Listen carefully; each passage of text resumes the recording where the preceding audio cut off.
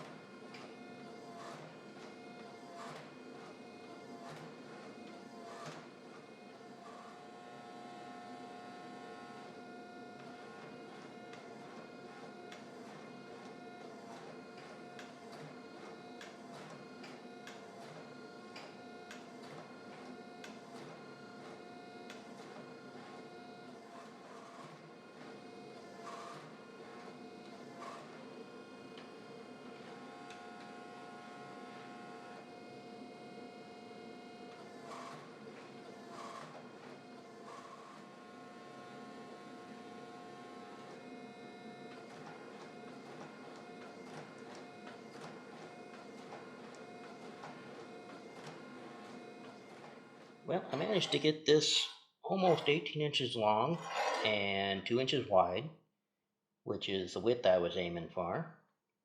I need probably a little bit more length than that to make both knives, but I think I'll get that length when I forge handles and points on them pretty easily.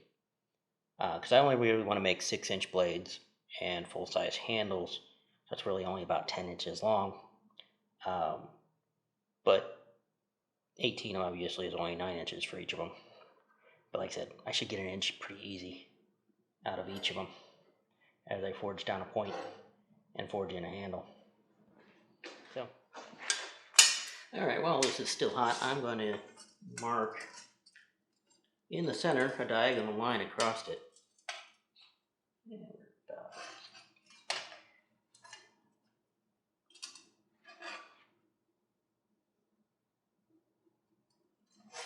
And I'll use that to cut it in half.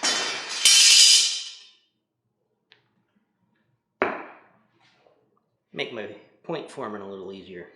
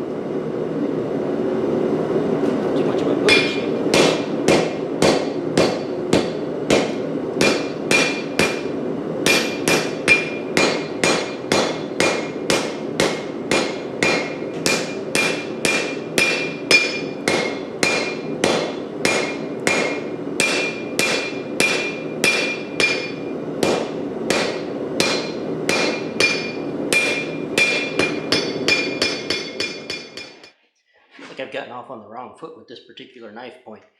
I was going for something more Santoku shaped, but the other knife needs to have a regular chef knife point, so I cut it off in that half in the middle with 45-degree angle, thinking that I could make that chef knife point.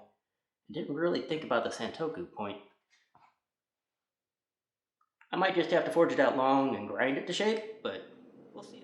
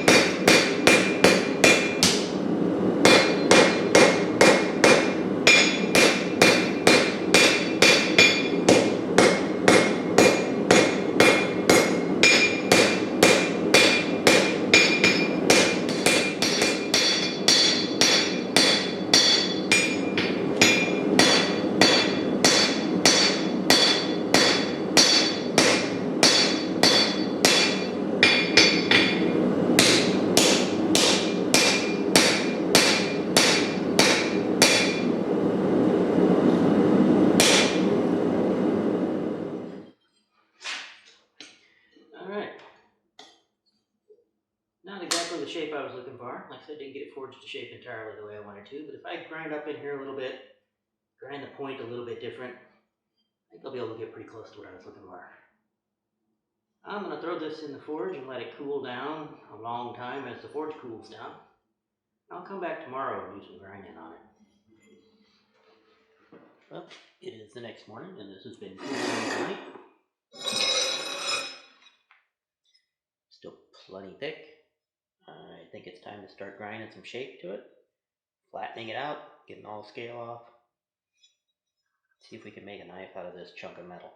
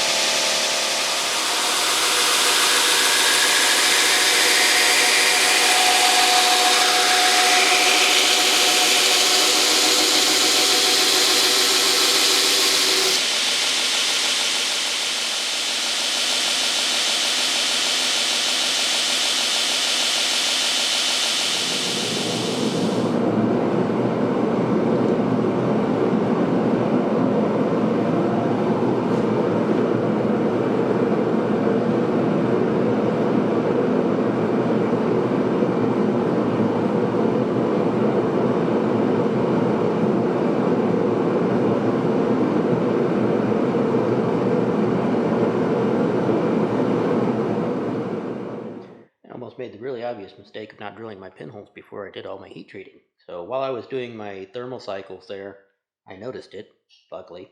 And you gotta let it cool down to black anyway, so I just let it cool a little further, drilled a couple holes, and now we can go back to heat treating. I don't have to worry about those holes in the future. I can usually soften this steel up enough to get it to go through afterwards, but I don't want to have to.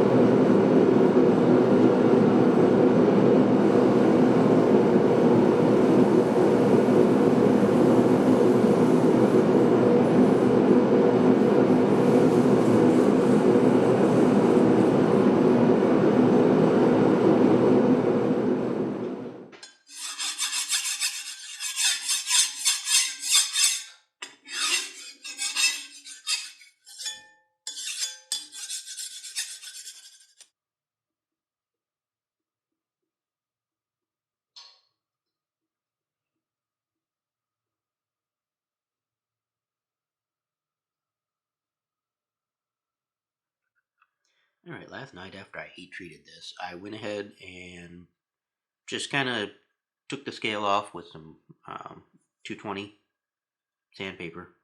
It's not up to 220 yet. It needs a lot more sanding, but I need to do the finish grinding on this today. This is the third day for this project, fourth if you count the day back in May when I made the original Damascus billet. But I brought it over here to the house, tempered it at 375, so it's got that nice kind of golden bronze color that you get around in that area. You can see the pattern peeking through. It's looking really nice. But it should be tempered. That's probably, for 1084 and 5920, that's probably going to be a pretty hard steel still at 375. But this is a kitchen knife. It can be a harder steel, hold an edge well, take a very fine edge. But so kind of in the interest of brevity and not wanting to haul a camera around back over to the shop, I went ahead and just took this out and cleaned it up. And it's not quite a mirror polish, but it is really close. There's some scratches and so on in it, but if you look, you can see pretty close to a reflective surface there. This is just a machine finish. It's not been hand sanded much at all. Well, it hasn't really been hand sanded at all. I just took this up to a A30 Trizac belt, which isn't really that fine. It's about a 400 grit belt, I think. And then I buffed it with some felt non-woven belts that I have that you can put polishing compound on, and really came out nice. I could have taken it a lot longer on the sanding and gotten a little bit finer, but I think it's good enough for an etch. So I've got it all cleaned up now, degreased. Basically, I just wash it with Dawn dish soap whenever I'm degreasing. And we're going to see if it etches nice and where we're at.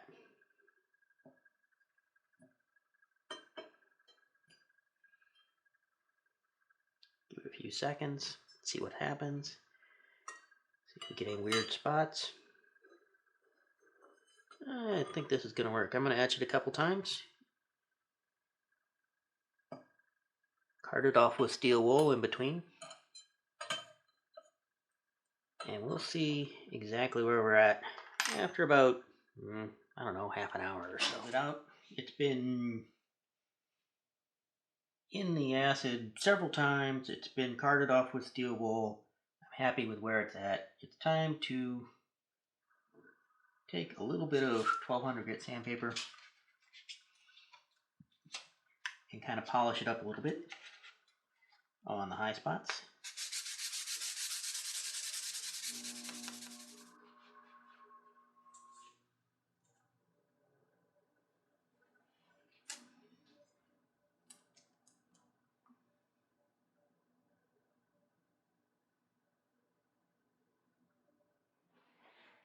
So I have this totally messed up chunk of pecan wood that it's scrap from a sawmill, and I'm reasonably certain I can find some pieces out of this for handle scales. If not, I'll move on to something else, but I'm going to get into cutting this up and see if there's anything in here in this interesting grain that'll work.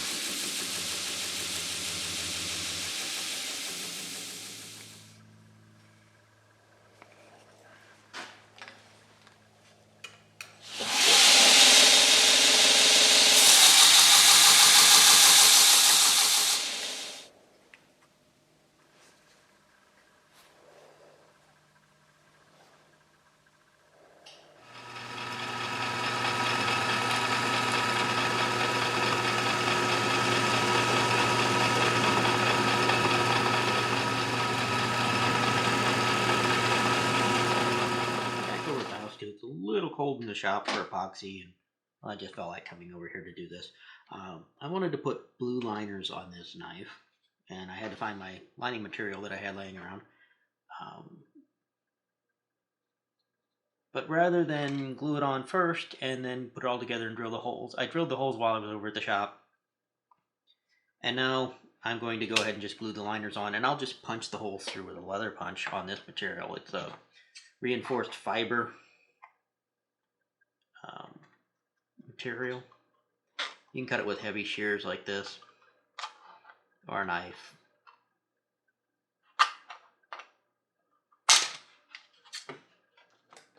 Now to keep track of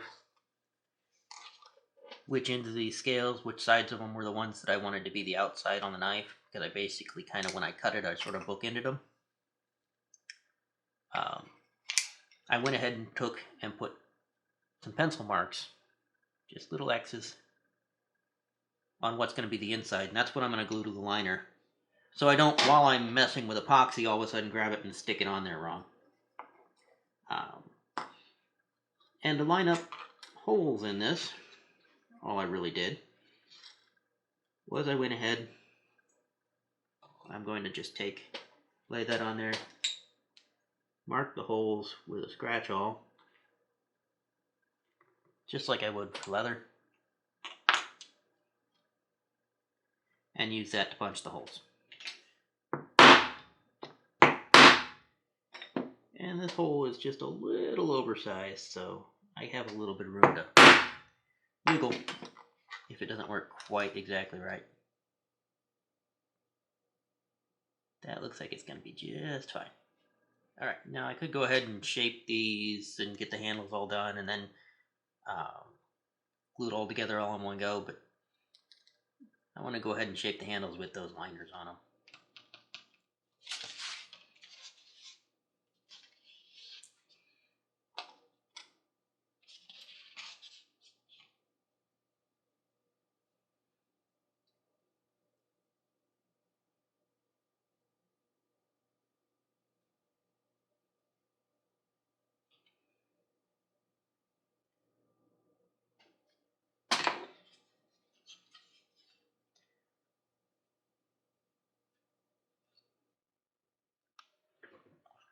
Alright, so I've got these all marked up.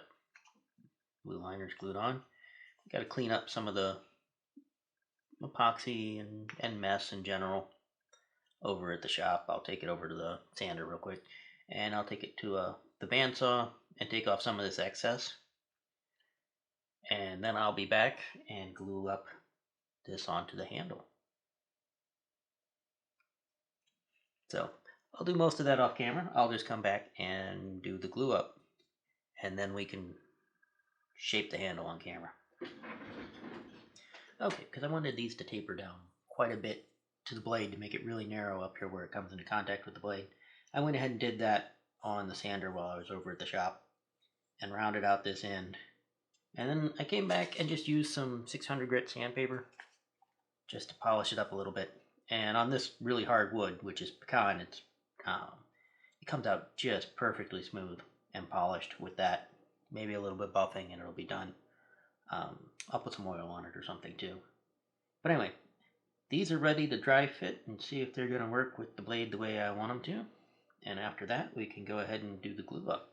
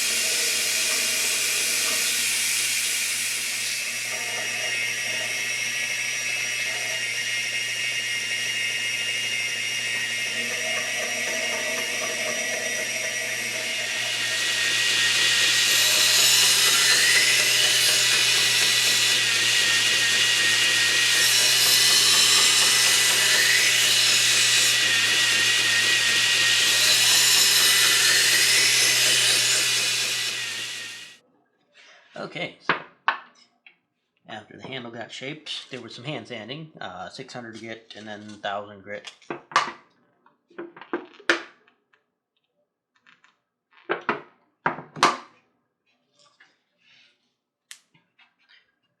This hardwood, like this pecan, really polishes up nice and smooth. I thought about buffing it, but I'm going to go ahead and oil it first with some teak oil.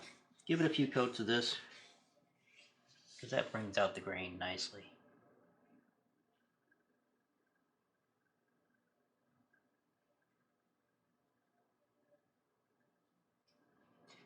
from here, it is multiple coats of oil